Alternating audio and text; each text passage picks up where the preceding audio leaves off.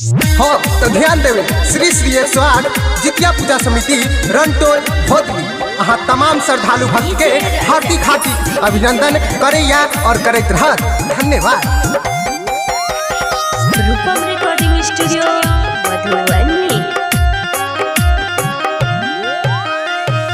रनटोला भोदली में कलसा भरेला हौ जित महान बाबा। रनटोला भोदली में कलसा भरेला हौ जित महान बाबा। सब पर रखी हो आशीर्वाद हौ जित महान बाबा। सब पर रखी हो आशीर्वाद हौ जित महान बाबा। रनटोला भोदली में कलसा भरेला हौ जित महान बाबा। रनटोला भोदली में कलसा भरेला हौ जित महान बाबा।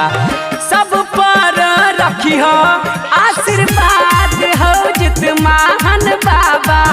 सब पर रखी हो आशीर्वाद हौ जित महान बाबा। तो श्रद्धालु भक्त सब ध्यान देवे रनटोल भोदली में जितिया मेला के भव्य आयोजन कैल गेल अछि। तो एहि मेला में अहाँ सब अधिक से अधिक संख्या में पधारू और एहि मेला के सफल बनाबू। चूड़ा दही भोग लगेलों धक्का झिमनी पात हौ जित महान बाबा। चूड़ा दही भोग लगेलों धक्का झिमनी पात हौ जित महान बाबा।